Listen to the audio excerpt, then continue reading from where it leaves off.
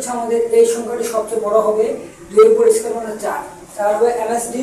আর LSD ক্ষেত্রে কত হবে এলএসডি ক্ষেত্রে হবে 1/2 ইনভার্স 3 এর কত হচ্ছে 1/8 1/8 এর মান হচ্ছে 0.25 025 1.125 এটা হচ্ছে 1/8 এর মান আমরা যদি ভুল না করি 1/8 এর মান কি 1/8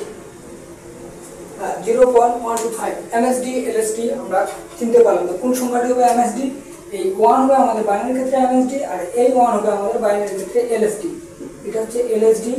আর এটা হচ্ছে এমএসডি তেমনি ভাবে যদি আমরা অক্টাল সংখ্যার ক্ষেত্রে দেখতে যাই যে অক্টালের ক্ষেত্রে এমএসডি কত আর এলএসডি কত মনে করি একটা সংখ্যা হচ্ছে 57.67 এই সংখ্যাটি হচ্ছে আমাদের অক্টালে আছে এই সংখ্যাটির আমরা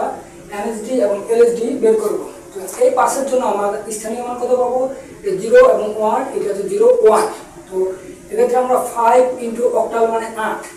যার বেস যত তার উপর ভিত্তি হবে ইনভার্স 1 প্লাস 7 ইনটু 8 ইনভার্স 0 আর এক্ষেত্রে কত পাবো এক্ষেত্রে আমরা যদি ভুল না করি 6 ইনটু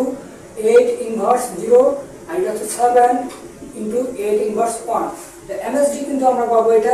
কিন্তু ইনভার্স হবে না এটা হবে 1 পাওয়ার হবে 1 এদিকে ইনভার্স এদিকে পাওয়ার তো এদিকে 5 ইনটু 8 এর উপর 1 মান হচ্ছে 8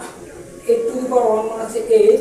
এটা আমরা মনে রাখবো 5 আসতে 40 আর এটা যদি আমরা লক্ষ্য করি 7 ডিভাইডেড বাই 8 এটা কত হবে 7 ডিভাইডেড বাই 8 এটা হচ্ছে 0.0875 তো আমাদের এমএসডি কোন সংখ্যাটি হবে এমএসডি 5 এলএসডি হবে 7 আমরা যে কোনো সংখ্যার ক্ষেত্রে যে কোনো ধরনের সংখ্যার ক্ষেত্রে সেটা বাইনারি হোক ডেসিমেল হোক অক্টাল হোক হেক্সাডেসিমেল হোক আমরা এমএসডি এবং এলএসডি বের করার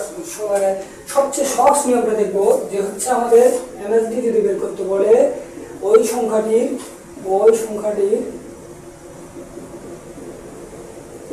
সবচেয়ে বামের ডিজিটটি হবে এমএসডি